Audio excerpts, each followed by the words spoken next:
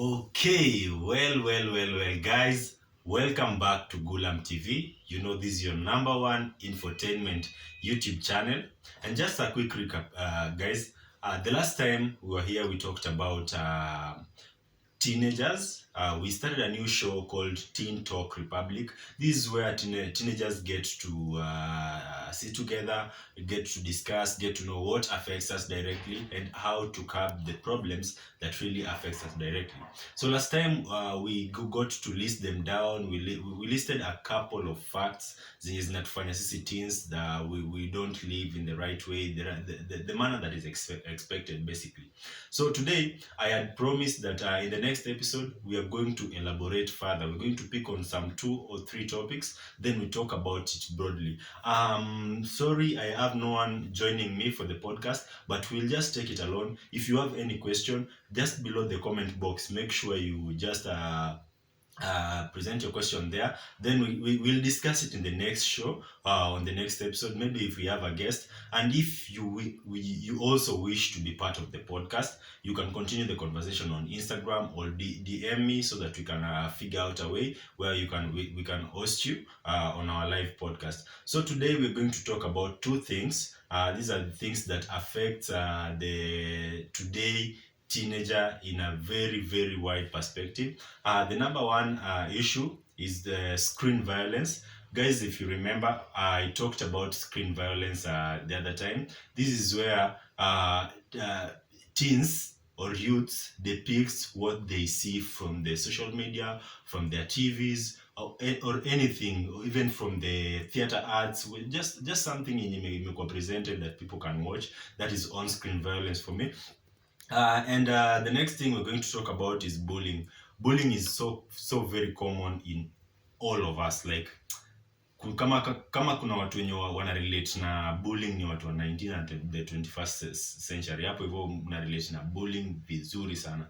So we're also going to talk about it. Bullying is not only in schools. Bullying extends right from high school, that is where iko on hii sana, then to college, then now to the world. I'm going to tell you how unaweza kuwa uli experience bullying outside here but hauko haujajua, and for the reasons kuna vitu zenye zinakuwa hapenia zenye au understand, and whenever you get to hear about what happens when someone undergoes bullying or when someone had undergone bullying before, kuna zile aftermath, vitu zenye happen baadaye zenye mtu anaweza kosa asijue ama anaweza kuwa anajua. So this is we're going to know how we find out about them and how we deal with them. So guys, once again, my name is Alexander Gulam. Welcome to Gulam TV. This is your favorite show, the Teen Talk Republic. So straight up, let's go to the number one issue that we're going to discuss. That is the screen violence.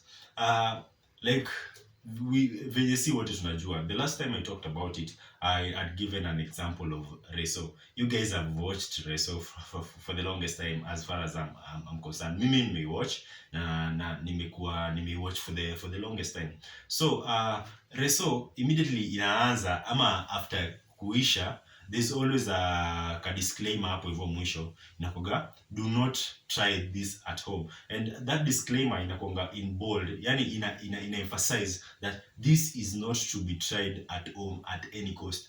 Whenever we're watching these soaps or when you watch soap hapo mbele, the likes of Storm of Paradise, I mean hizo zilikuwa times zenye even me myself I was watching soap and everything, but una realize before this program came to air, kulikuwa na ka disclaimer tena, parental guidance, of which ni contrary na ukiwatch kitu kama Inspector Mwala aina hiyo sijui the PG, the parental guidance, because una realize content kama Inspector Mwala ni content tu yenye haikuwa expected ku challenge ama alter your thinking that much. But whenever you're watching a program that has been designed for the world, that has been designed to address a certain problem or a certain theme, una get kuna vitu zenye wana depict, kuna vitu zenye wana try kushow zenye si healthy kwetu. Most of them are not, some of them are, but depending on your age and your maturity, venye wewe mwenyewe una reason, ndio inafanya that program ikuwe relevant to you or not. So on screen violence for me imeleta both negative and positive changes kwa society. I'll start with the negative. Look at it this way. Let's take suicide. Tutumie tu suicide kama a general example. Una realize ukiwatch movies, there are times kuna ile kitu inaitwa characterization in movies where a character is given a certain role yenye inamweka kwa a certain position in life hadi inafanya apate maybe ameamua kucommit suicide because of the situation. Then maki this situation yenye writer alikuwa anatumia, hii situation ni kitu yenye ameiona kwa society, now he addresses it in terms of a movie or a TV show or something.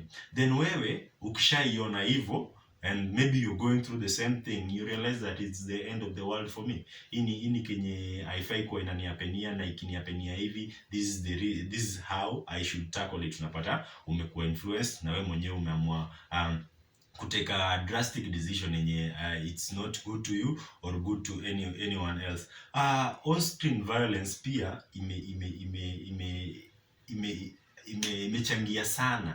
imechangia sana kwa tabia zenye sisi youths tuko nazo, like in the today world. Like for example, when we were watching soap kitambo tukiwatch hizi soap operas zilikuwa zinakuja kwa These Our Citizens maybe at 8 am, ulikuwa na realize ikifika point yenye characters wana kiss, if you are watching this one with your mom or your dad, you tend to look away, ama unajifanya hauoni, ama ukijipata umekaa hivi sitting, mzee amekaa hapo hivyo, mother amekaa hapo hivyo, alafu ngoma kali icheze, umejipata kidogo una realize mzee ameona, unatulia. Haikuwa because of fear, I don't think so. It's because we realize that maybe whatever I'm watching is not right for me at this particular time. But una realize saizi as young as you are, you're already exposed to YouTube, where you can find all the content you need.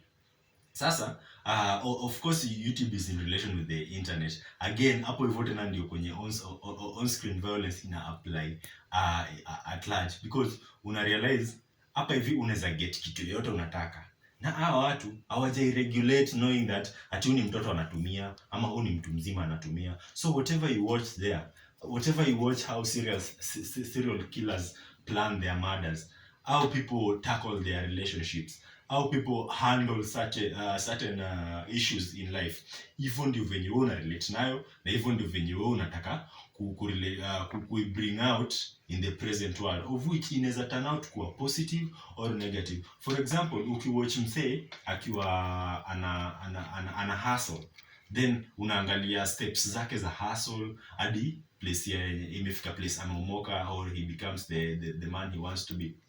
That's it's a positive influence in a way, because watch, then you feel like, oh, in my career I need to do this and this. That's just like tutorials that you find on YouTube. Unafind kuna kitu hiyo kushinda, then you go there because kuna mtu ameivia mpaka amefanya tutorial yake, you go there, learning it becomes easy. We call it the YouTube University.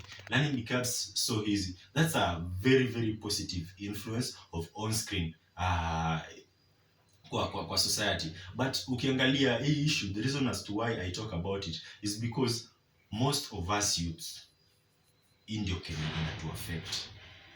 We tend to learn from what we see. It's not bad. Ilianza kitambo, learning from other people, learning from what we see. Ilianza kitambo, but choosing what to take in or choosing what not to take in is the main thing here. Like the decision is all on you. Haimaanishi tukiwa mtoi ndio unaweza kuwa influenced na kitu kama hivi. Unaweza kuwa influenced hata ukiwa 21, ukiwa 25, ukiwa 30. It gets into your brain. You watch it for the first time, you remember it. You watch it for the second time, you think about it. You watch it for the third time, you do it.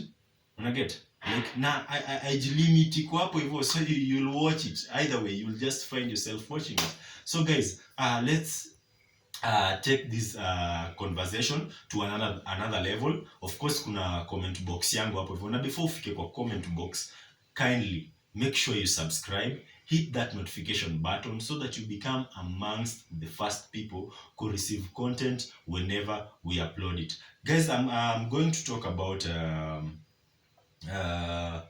bullying. Bullying is another thing. I guess bullying naye nikisema kila mtu anarelate nayo. But there's one question I would love to ask.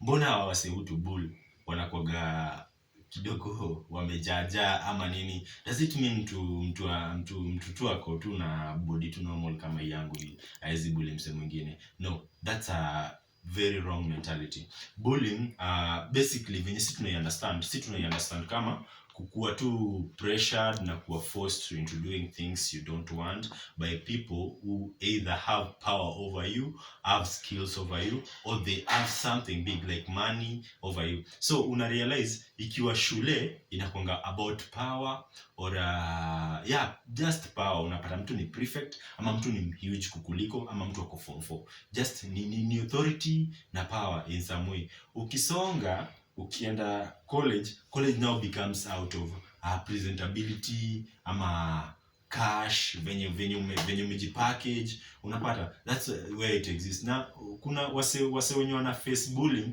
ni wase wenye wako challenged.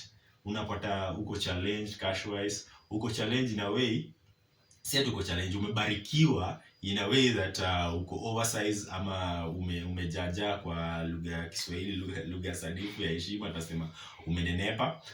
Unapata people take advantage of this. But kumbuka the last time nilikuwa naongelea hii stuff, I gave you good examples of people wenye wako na hii wametumia huu mwili kuweza kuimake their advantage.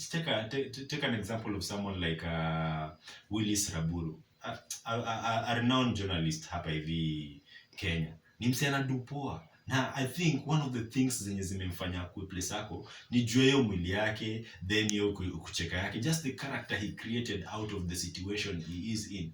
Na unapata a lot of teenagers wanashindwa kutackle this. They feel like people should not be talking about me, people should not be saying this about me. Na bullying by the way ina extend so much. So unapata kuna occasions in life whereby, let's use campus situation.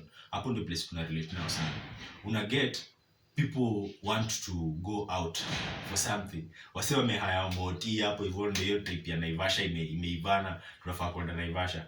Then ushadunga, umeenda hostel, umedunga your favorite Air Max pale hivyo ama J's pale, alafu umeingia kwa moti yenye mnaenda nayo, then someone comes in late. Yani ule mtu, yani motisha ishaekwa dinga hata sasa kuenda, alafu unapata mtu anakuja tu huko nyuma, then anafaa kuenda, then akiuliza space yake iko wapi, everyone is looking at you. Na wewe ndio unafaa kushuka, wewe ndio ufai kuenda, yeye anafaa kuenda.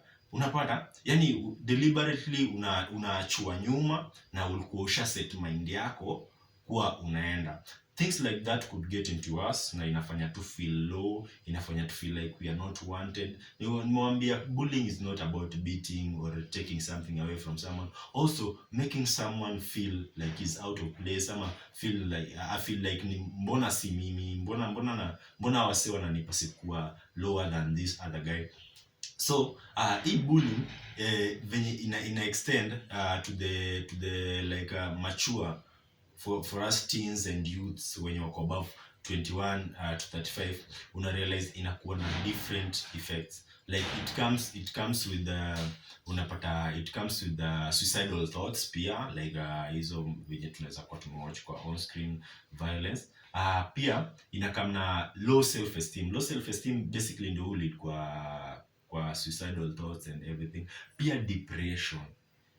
Wewe unafilaje that nilikuwa nimeplan kwenda place, alafu mnanitoa tu juu mse amekaa, juu tu mse atabuy drinks ama akona do nini, unapata mimi na have kutolewa. It's not a good thing. But how can we curb bullying as teenagers? First, before we continue, nataka nikuambie you can always feel free to give us your comment even after nime exhaust. It doesn't mean that nita exhaust kila kitu. There are things you know that I don't, yenye ninge wish share with me on my comment box hapo hivyo chini ya video.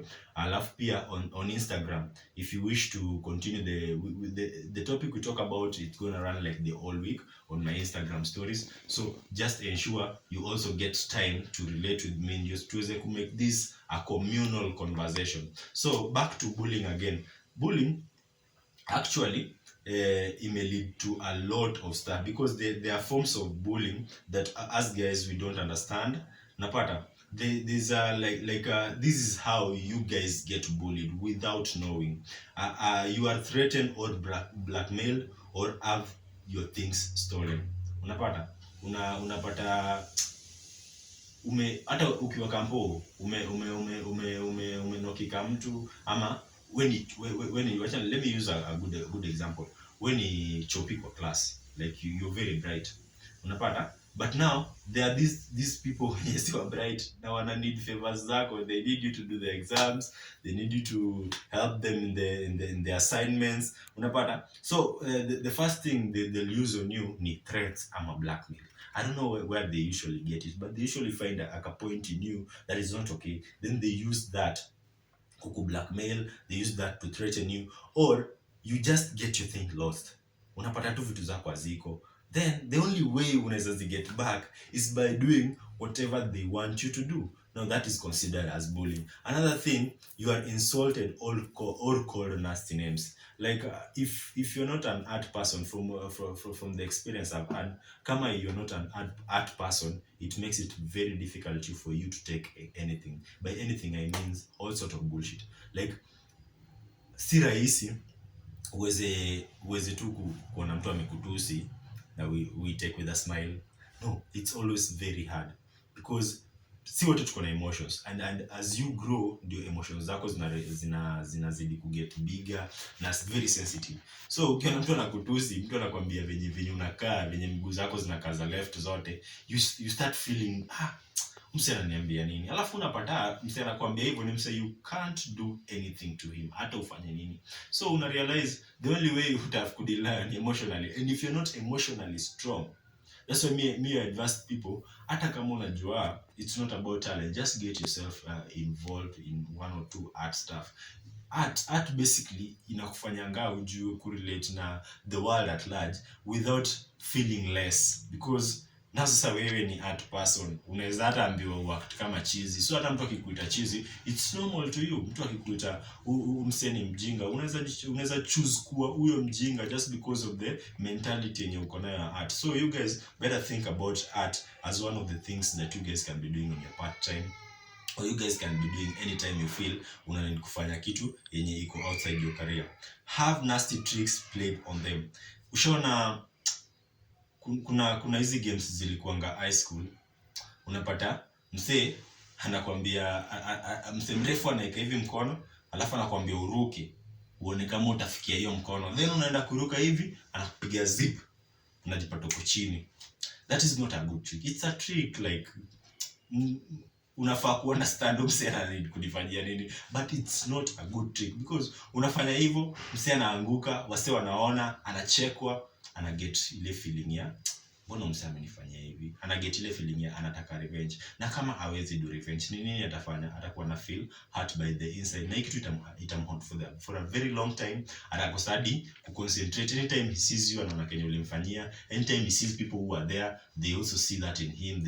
They have a very different perception of him, because just a very nasty trick that was not even intended to be that nasty, but wewe venye ulifanya huko unafikiria ama ulikuwa unaifanya just to have fun, then someone else and have to suffer the cost of your actions. So you can also check on that. It's serious, but that one happens more in high schoolers. Even don't meiona in college, always they do something like that to someone, unaweza pata some serious repercussions on it.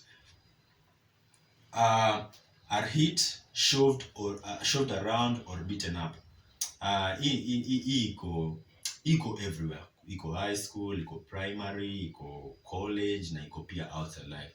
Unapata people use the advantage of their strength to get whatever they want. Unapata, so kuna situation yenye your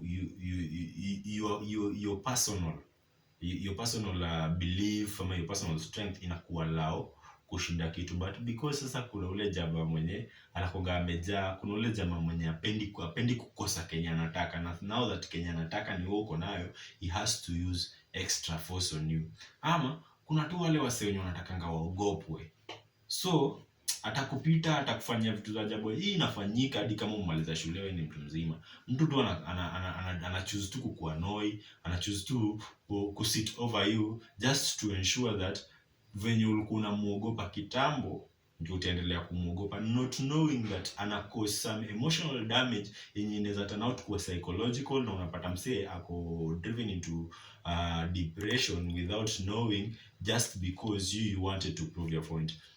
I guess as teenagers tunafaa kuangalia hii kitu sana, na tunafaa tu manze kuondokea vitu zenye sisi tunajua tukifanyiwa hazitakuwa poa kwetu. So ukifanyia your friend ama someone who is not your friend, just someone around there, just realize whatever harm you're causing is more than what you intend or more than what you think. Na all these things come back to us as much as hata kupiga manini, they come back to us. Wanasemanga kila nyani na day yake. Unapata wewe pia day yako itafika, na pia wewe kuna kitu tu utafanyiwa yenyewe utafeel ni kama these people are so unfair kunifanyia kitu kama hii, but it's not that they are unfair, ni karma. And you know karma is the biggest bitch in the world. Yani just ensure karma is catch na wewe kwa kufanya kitu kingine yenye huko una intend kufanya, ama kitu yenye huko una intend the consequences zitafikia ule mwenye zimemfikia venye zimemfikia. Sasa kuna relational bullying. This one is refers to the damaged relationships between friends and the stress status in groups to hurt or upset someone. This is how this one happens. Get deliberately left out of get-togethers, parties or trips. I think I've used that example before nikapatia story ya Naivasha. Deliberately unatolewa tu kwa form, unashanga sasa hawa watu mbona wananitoa kwa form na mimi nilikuwa hapa hivi, in fact mimi ndo nilikuja mapema na mimi ndo nimedunga poa. Kuna ingine, have others ignore them, not wanting them to be friends anymore. Like hii pia ni so ina relate na the first point. Like wewe, I don't know, hao watu wako wengi sana, I don't know nini, sijui ni nini huwa mbaya nao. Like wewe au feel poa mtu akiwa na company, akiwa na friends, akiwa yani unaenda tu ushaanza tu when friend ya ule, sisemi ni mbaya, lakini una need kuwa careful. Unajua ukishaambia mtu kitu kaa hiyo, already usha mess na thinking yake. So of course akikuja kwangu atakuja akiwa careful. Kama si mse free kuniambia nimeambiwa hivi na hivi kukuhusu, is it true, atakuja akiwa careful. Na hiyo hata I think kama tulikuwa na friendship fulani haita last, itakuwa ni kitu yenye ita get away very fast, because already ushampatia feeling fulani ya kufanya and despise ama kufanya akuwe careful about. Na saa nyingine mimi ni mtu mpoa, so there are people wenye wako so good in doing this. Trust you me, I don't know what you guys stand to gain, I don't know what the society gives back in return for you to do something like that, but me Kenya na believe the only way teenagers wanaweza cope vitu bigi sana zenye zinatu affect, first of all ni kuwa together. So hatufai kuwa separated, because una realize tunatoka kwa teenagers tukiblend na youthfulness, mali youthful, hapo ndio mali una make a lot of decisions, mali hata the country itself iko dependent on you, because when you're fresh mind, when you're energetic, na wewe ndio the biggest ama the future leader as is perceived. So kama youth unafaa kuwa mse as in just well rounded. Usifanye mtu mwingine I feel bad about mtu mwingine, ama I feel sifai kuwa na mse. Tunafaa tu kuwa oneness, like you know rasta oneness, kimoja tu pale tu don't talk ill of someone, because unaweza fanya hadi akienda kuambia wewe a faint na dead, now the death will be on your head. I don't know how you can be able to handle that, knowing that someone is not there because of you. Have nasty lies, rumors or stories about them. Yani wanna create two story about someone, as in it's not working. You happen sana kwa relationships, unapata unaona the best couple in the campus, ama the best couple in college, alafu una feel mbona mimi na wangu sisi the best couples, then you tend to try and get in between, unaanza kusema vitu zenye haziko, ama unaona msee ni chopi akienda extracurricular bado anaweza, unapata kama ni kuact ana deadly, na ikifika daro bado ni chopi deadly, unaanza kufeel envious of this guy ama envious of this lady, but una realize Kenya yako nayo ni yako nayo, you can't have it, you can have only what you have. Kenye tu iko designed wewe ukuwe nayo ndo kenye unaweza kuwa nayo, kenye mtu mwingine ako nayo ni kenye iko designed yeye akuwe nayo. So you when you start telling nasty lies, unapata msee, unataka msee anyime opportunity just because you told a lie, ati mara msee ni mwizi, unapata msee hizi trustiwa na hata na equipment za shule, na he or she needs them ndio aendeleze creativity yake na kazi yake yenye anafanya. Unapata it becomes a mess just because wewe umeamua tu kusema vitu zenye unajisikia kusema, not knowing how it lands on the other subject, on the other end. The next thing about bullying is another form of bullying that is called cyberbullying. Cyberbullying, this one I think we've seen it even in the news. Tumeiona kwa news mara kadhaa, na hii I think ni technical sana, because this is where someone ana try kukubully through the internet, au muoni, but this guys either ana try either inaweza kuwa sexual ama inaweza kuwa through threats, unapata, but mostly I see it happening to ladies, inakonga sexual. Someone is just stalking you na anakutumia messages that are very uncomfortable, sending you graphics zenye ziko very uncomfortable, ana try as in the language yenye unajua ukienda pale social media tu ukidm say, kuna venye ukimdm anajua huyu anataka attention, huyu anataka friendship, huyu anataka kitu kai, but kuna vitu zenye ukitumia mtu alafu especially ni public figure, anaanza hadi kufeel scared kuendeleza. Unajua hizi vitu tukizifanya we don't know the harm that it causes, but una realize mtu kama ni public figure na umeanza kumcyberbully, unaanza kurealize kuna venye hata nini yake inashuka, what do you call it, bidii yake inashuka pale social media. Kama alikuwa na post oftenly kama alikuwa na post pictures sweet, una realize ana kupost hizi vitu because ana realize kuna mtu ana take advantage of these posts, like kuna mtu anatumia hizi post vibaya. Wewe unaweza dhani unafanya kitu poa ukimwambia hizo vitu zenye unamwambia, una realize by the way you're doing more harm, because we're losing another influencer, we're losing another public figure, because wewe umechoose to express your selfish desires kwa mtu mwingine, not in the right way. Una get trying to do things in the right wrong way, like venye wewe unaziona ni right, si right kwa kila mtu. This is how cyberbullying happens. You have people's email, instant mails or text messages forwarded to them zenye haziko appropriate na consume, mtu anazipata consume vizuri. You also have rumors.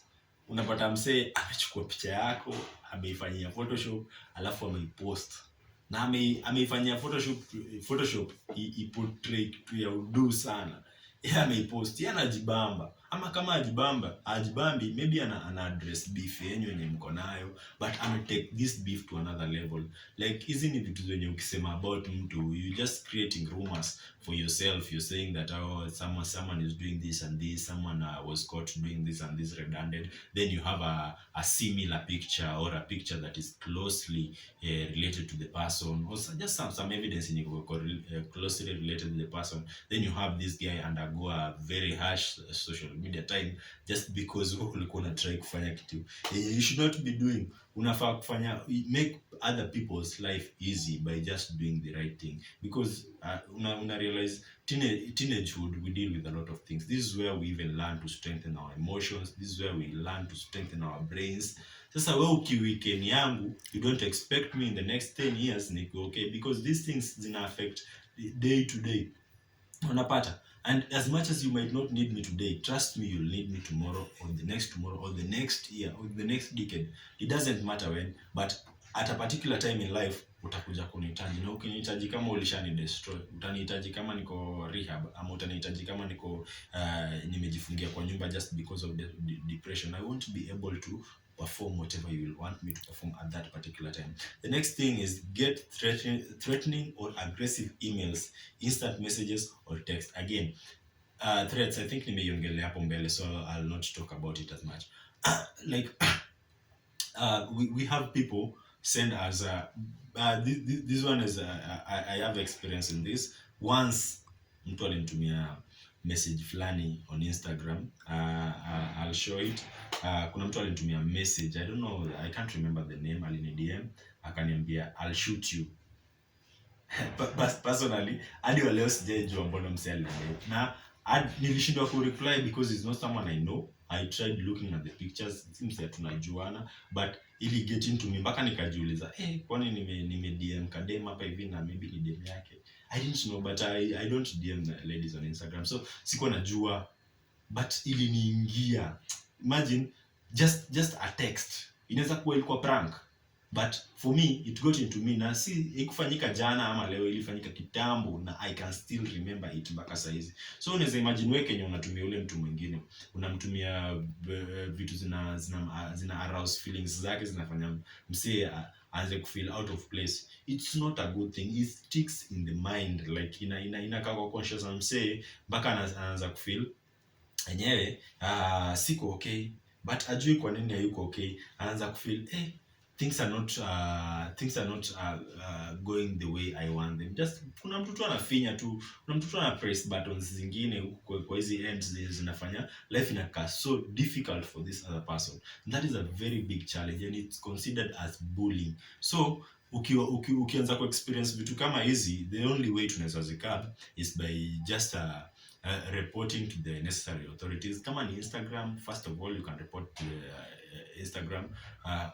Unaweza report a problem, then the person account inakuwa blocked or something, na extend bado unaweza report to the authorities, so that this person is stopped from doing whatever he does to you. Kama inafanya feel bad, no, another thing inafanya sisi teens tunaumia, we like keeping things for ourselves, like tunanyamaza sana na vitu kwa roho, na tuna learn kuwa na safe fulani ndani yetu yenye haina vitu mzuri, iko na vitu mbaya. Yani unajua one effect of bullying na like the long term effect ni mtu ana learn ama ana adapt kunyamaza na vitu, because hauwezi enda tu home kila siku uambie madhako nimepigwa, hauwezi enda home uambie madhako sijui ma friends zangu walinifanyia nini, ama uambie budako. Very few people do that. Na realize hizi burden zote tunaziweka kwa moyo, alafu at the end of the day zina accumulate, they become so heavy for us to carry. That's how msee anaoptia suicide. Kama hajaoptia suicide, unapata msee ame get into depression.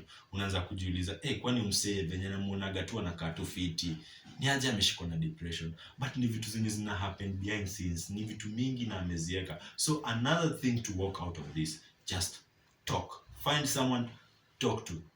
Just ongelesha tu mtu yote, mwambie tu mazena andago kutukaa hii na inaniumiza. Kama hayuko in a position ya kukusaidia, he'll always have an idea of someone mwenye anaweza kusaidia.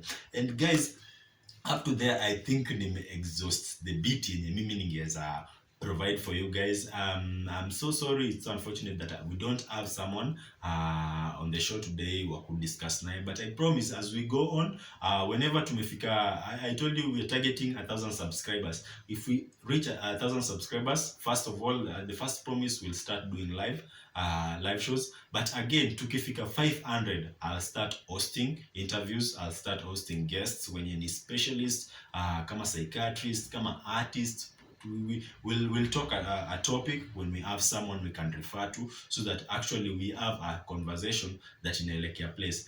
In the next episode, it's going to be very interesting. We're going to have a very interesting topic. I'll make notes for that. And nilikuwa nimepromise kitu before I ended the last time show, that I was going to give you another show. I told you Gulam TV is not a show, it's a TV, like ni kama tu TV ingine yoyote. So we'll have different shows ndani with different contents. So the one that will be introduced is called The Sauce. The sauce, sauce ile ya sauce ka tomato, unapata, it's called The Sauce. Now the Sauce is basically about entertainment. It's just news, because you know Gulam TV is your number one infotainment guru. So the Sauce show is just going to be about news, entertainment, politics, new things that are happening, events zenye ziko area, na it's going to be very interesting, and of course hosted by the one and only Alexander Gulam, aka Raskadosh. If you want to be part of this community, I'm a part of this fraternity, meaning ningependa tu yani you hit that subscribe button. Make sure you click on the notification bell so that you become amongst the first people to receive notification whenever we upload anything. And kitu tatufanyia too big for now, just share as wide as you can. And if you want to be part of this, always you can DM me kama unataka interview. If you know you have a story yenye ungependa kushare na watu of a certain experience yenye ilikufanya ukafeel vibaya ama ilikufanya ukafeel out of place, don't hesitate to DM me. On Facebook, it's Alexander Gulam Visuals. On Instagram, it's Gulam TV. On Twitter, it's the Dreadman's Corner. And on YouTube, it's Gulam TV. Just ensure all the handles zitakuwa indicated hapo hivyo once the show ends. And guys, until next time, this was the Teen Talk Republic by Alexander Gulam, exclusively from Gulam TV. Big up.